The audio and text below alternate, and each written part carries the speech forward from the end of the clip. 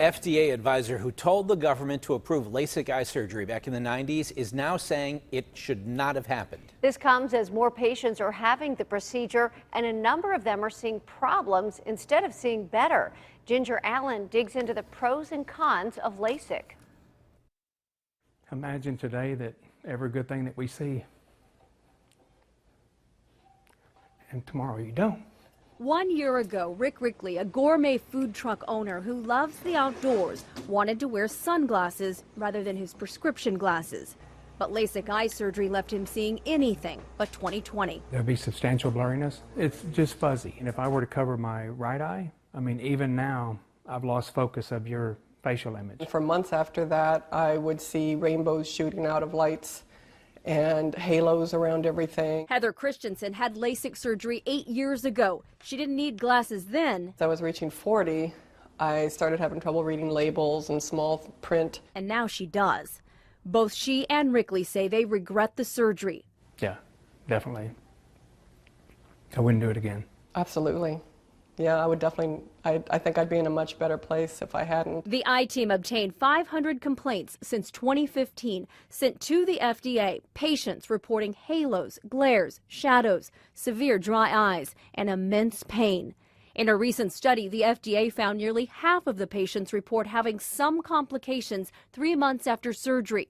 But in a statement to the eye team, the FDA tells us most patients are very pleased with the results of their refractive surgery. I feel there's a certain amount of responsibility, to say the least. Dr. Morris Waxler was on the Food and Drug Administration team that approved LASIK in 1999. I am disgusted that I was a part of that approval process. He says the government rushed to approve the procedures because the surgeries were already being done illegally and needed to be regulated. If I had known what patients told me in 2007 of all the pain and suffering they're going through, I would have said something different, but I would have been tossed aside and somebody else would have been in my place. And I re-examined the documents, that some of which I had approved, and I said, you know, this is really terrible. Dr. Waxler estimates distortions occur in 1 in 5 patients. Pain and dry eyes occur even more often. The complication rate in LASIK is very low. Dr. Stephen Slade disagrees with those numbers.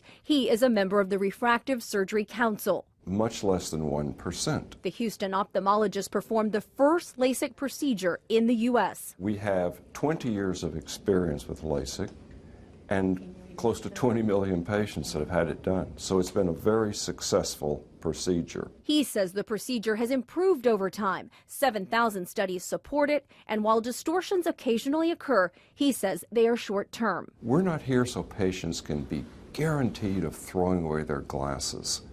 We hope that they're less dependent upon glasses. No matter what their opinions, everyone agrees there needs to be better communication about potential risk. Jessica Starr died of suicide in December. She had just undergone eye surgery and said she was disappointed by the slow recovery. In recent media reports, the husband of a Detroit meteorologist said his wife committed suicide after documenting her complications from eye correction surgery. I am struggling a little bit. The pain was described as having many needles sticking in his eyes. Texas mom Nancy Burleson says she is also among many families now claiming LASIK played a role in their loved ones' suicides. She says the surgery caused her son, Max, an Army veteran, to go legally blind and then to take his own life. They found the suicide note on him that said the doctor ruined his eyes for just not wanting to wear glasses. He lost everything. Ginger Allen, KDKA News.